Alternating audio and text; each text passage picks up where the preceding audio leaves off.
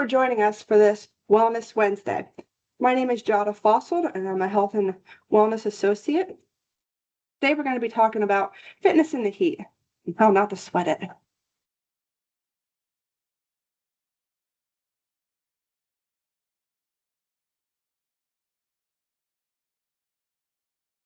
So exercise is not without its risk.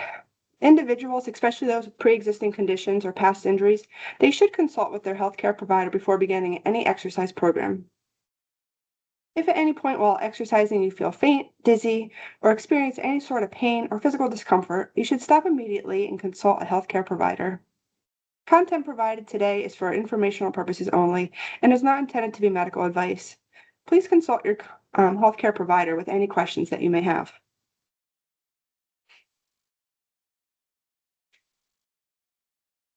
So today's presentation will cover why heat impacts exercise, how to stay active and be healthy and safe while you're doing it, and what to watch for if the heat illness does occur.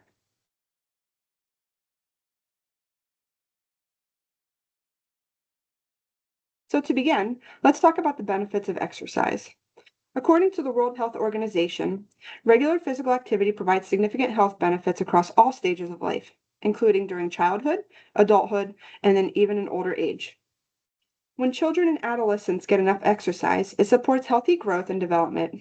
It improves cardiovascular fitness, and it helps maintain a healthy weight. It also contributes to better mental health, including reduced symptoms of anxiety and depression, while supporting cognitive development and academic performance. When adults are getting enough exercise, even including pregnant individuals, regular exercise has been shown to reduce the risk of chronic conditions such as hypertension, type 2 diabetes, and cardiovascular disease. When older adults are physically active, physical activity helps maintain functional independence, it improves their balance and strength, and reduces the risks of falls. It also plays an important role in preventing and managing chronic conditions while supporting cognitive function and overall quality of life. So hot weather, it's a common reason why people stop moving, but it doesn't have to be. Heat can often make exercise feel harder, but skipping activity can then reduce fitness and your energy levels. So making sure we are staying physically active is important during the summer heat to maintain optimal health. And according to the World Health Organization, approximately 31% of the world's adult population is physically inactive. So guidelines for exercise remain the same no matter what time of the year it is. So as you can see here on the screen, aerobic activity should be at moderate intensity. The recommendation is 150 minutes per week. So that when you break it down is roughly 30 minutes, at least 5 days a week. And how you can tell if you're doing it at a moderate level is if you can talk but not sing during it. Or the other recommendation is to have 75 minutes per week of vigorous intensity. And you'll know that it's vigorous if talking is really difficult while you're exercising. Muscle strengthening, which is resistance training, that's also really important too. You're going to want to do your best to get at least 2 days per weekend.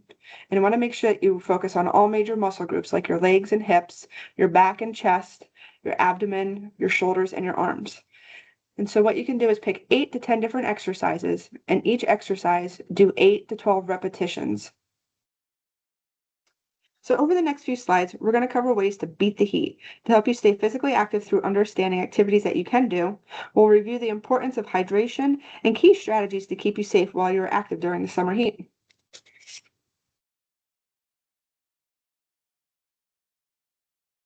When we're active in hot weather, our bodies have to work harder to cool down. Heat puts extra strain on the heart, especially as blood is redirected to the skin to help regulate the temperature. At the same time, dehydration and overheating can sneak up very quickly. Even mild dehydration can reduce performance and make activities feel harder and increase your fatigue. What's most important to remember is that heat-related illnesses can happen faster than most people expect, and you don't have to be exercising for a very long time for these symptoms to appear.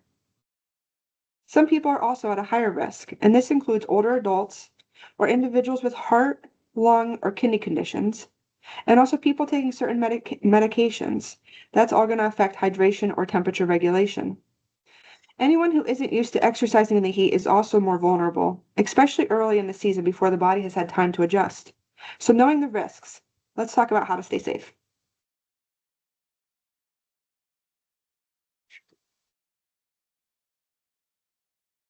When it comes to exercising in warmer weather, the when and the how we move can make such a huge difference.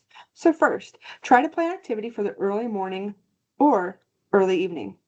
These times are usually cooler, which puts less strain on the body and makes movement feel more manageable. If you can, it's important to avoid the peak heat, which is usually between the hours of 12 noon and 3 p.m. That's when the temperatures and the sun exposure are at their highest, which increases the risk for heat-related illnesses. Another key point is to check the heat index, not just the temperature. The heat index accounts for humidity, which is going to affect how well the body can cool itself. Even moderate temperatures can feel much more intense when the humidity is high. And finally, if you're new to exercising in hot conditions, just give yourself some time to adjust. Start slow, shorten your workouts, and gradually build up intensity and duration. Everyone acclimates differently, and so listening to your body is essential. Smart planning helps to keep exercise safe, effective, and enjoyable, especially when the temperatures rise.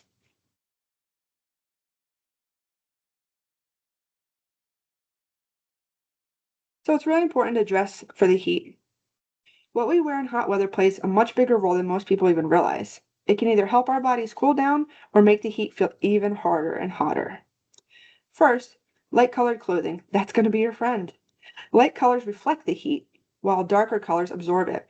So for example, wearing a white or a light gray shirt on a sunny day will feel noticeably cooler than if you were wearing a black or a navy shirt. Next is also making sure that it's loose-fitting clothing. The tight clothes, they can trap the heat and sweat against the skin. So loose tops, shorts, or lightweight athletic pants allow air to circulate and help sweat evaporate, which is how the body is going to cool itself. Fabric choice also matters, so look for breathable or moisture-wicking materials, the kinds that are often labeled performance or athletic type fabrics. So for example, a moisture-wicking t-shirt will pull sweat away from your skin instead of staying damp the way that cotton often does. We also can't forget about sun protection.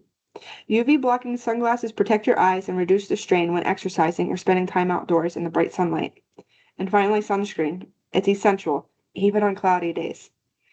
Make sure you're choosing a broad spectrum sunscreen and reapply if you're sweating or if you're outside for extended periods of time.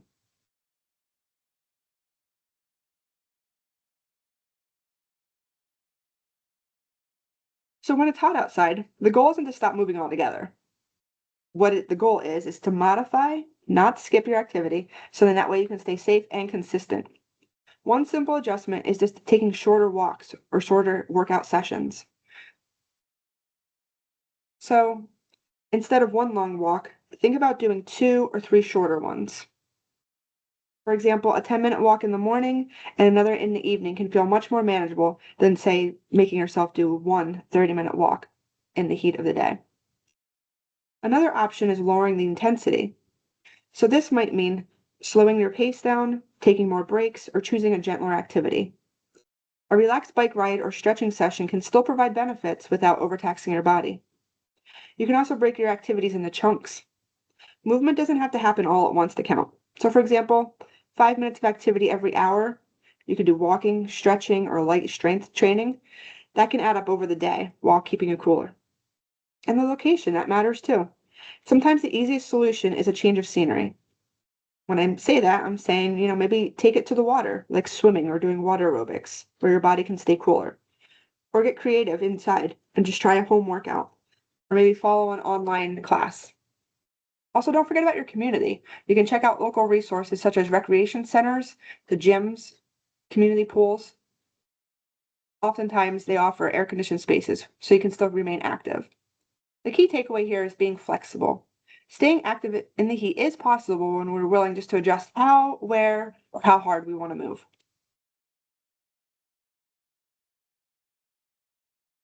So going outside. Prolonged exposure to extreme heat can pose a serious health risk for people engaging in outdoor activities. The CDC estimates that around 1,200 people in the United States die from heat-related illnesses every year, so it's important to be really cautious. Water-based activities are generally safest during the hot weather. Water typically has a lower temperature than the surrounding air, which can help reduce the risk of heat-related illnesses. Swimming and other water activities provide low-impact exercise that can help strengthen muscles and improve cardiovascular health. Other activities such as walking, running, or hiking are also great ways to get moving. Doing these activities with a friend or a group will help keep you accountable and also make the time fly by. Be sure to choose a shady trail or go in the morning or evening, like I said earlier, to beat the heat. And be sure to stay hydrated. Make sure you're drinking before, during, and after your outdoor activities. And of course, protect your skin with some sunscreen.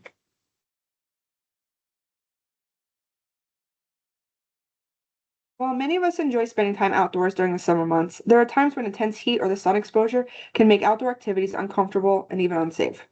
So there's indoor activities such as yoga, Tai Chi, or Pilates. They're all excellent options that can be done with minimal equipment, using just a mat or even a towel. And for those with access to home fitness equipment, treadmills or stationary bikes, they provide a great opportunity to maintain cardiovascular activity. If equipment is not available, though, try simple body weight exercises. And if you still happen to have a mall in your area, lace up your sneakers and take a walk inside. Keeping the whole family engaged indoors can be challenging, but it can also be fun. There's fitness-based video games, such as things called like Just Dance or the Wii Sports, or even Beat Saber. They all offer an interactive and enjoyable ways to get everybody moving together.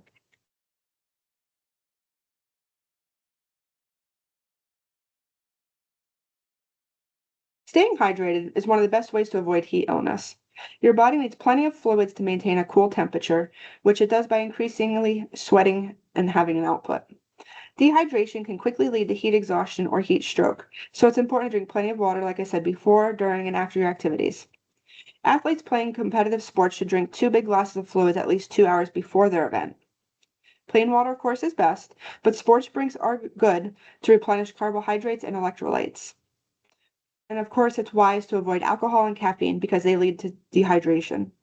So start early, sip often, replace what you're sweating out, and just let your body guide you.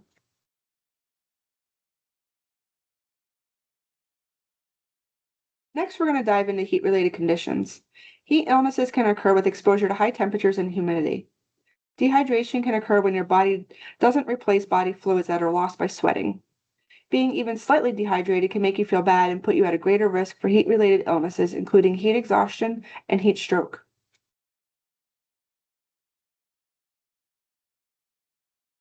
When you're active, your body produces heat. In hot and humid conditions, sweat doesn't evaporate as efficiently, making it harder for your body to cool itself. And this can cause your core temperature to rise quickly, even during activities that feel kind of moderate. Sweating is essential for cooling down, but it also means that you're losing fluids and salts.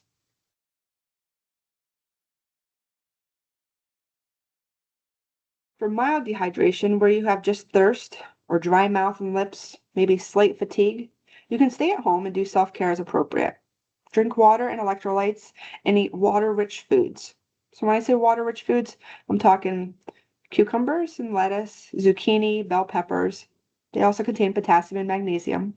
And also fruits like watermelon and strawberry and cantaloupe. Oranges and pineapples are all good options too. For moderate dehydration, where you have a very dry mouth, experiencing a headache, muscle cramps, urgent care, or calling your primary care physician can be of help. If you notice symptoms of severe dehydration, seek medical attention immediately. And while waiting for help, either yourself or if you're with somebody else, move that person to a shaded and cool area, encourage sips of water, and keep the person lying down. If possible, move indoors with circulating air from a fan or an air conditioner. And if you can't get indoors, of course, like I just said, find a shaded spot. Loosen or take off as much clothing as possible, and place cool, wet towels on the individual's forehead, their neck, armpits, and groin area to help lower their body temperature. If fully conscious, drink water, fruit juice, or sports drink with electrolytes to hydrate. Try for 4 ounces of fluid every 15 minutes. Dehydration can lead to heat illness, muscle cramps. They're the first sign. Then, they are characterized by painful muscle spasms caused by excessive water and electrolyte loss during the exertion during this high heat. Heat illness can share some of the same symptoms of dehydration, such as muscle cramps, fatigue, and thirst. Individuals with severe dehydration need to seek out medical attention from the hospital. For severe cases, it's recommended to call 911 and try to immerse the individual in cold water and spray them with a hose until the emergency services arrive.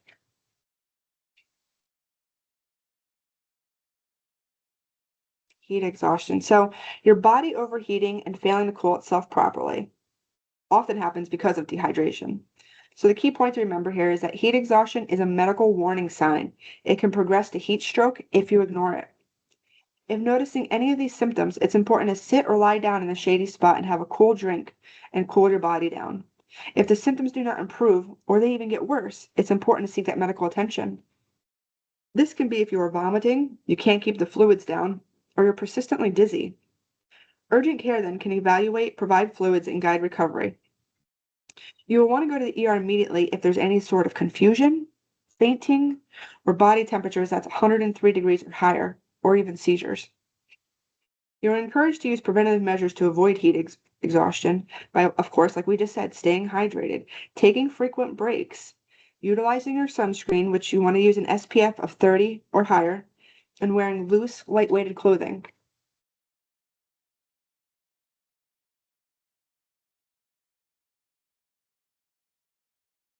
Heat stroke is a very dangerous condition and it requires immediate attention. It's very serious and it's very important, like I said, to call 911 if you or someone you know is experiencing these symptoms. The emergency department would be best suited to take care of this type of situation. And as mentioned previously, try to immerse the individual in cold water or spray the individual with a hose. Keep them cool so that emergency services, they arrive.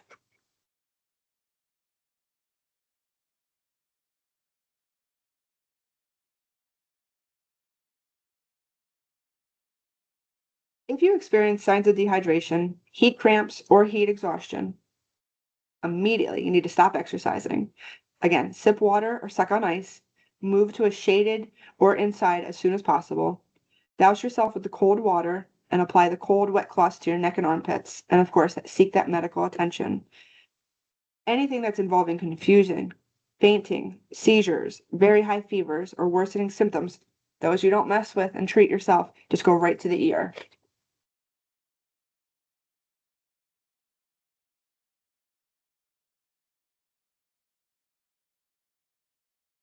So the takeaways. Our goal here isn't to avoid activity. It's just to be aware, be prepared, and to be responsive. So again, consider your clothing, considering the time of day that you're going to work out, consider the location.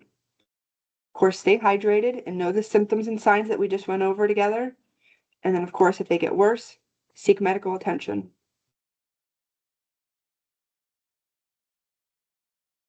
Today's content came from the following references.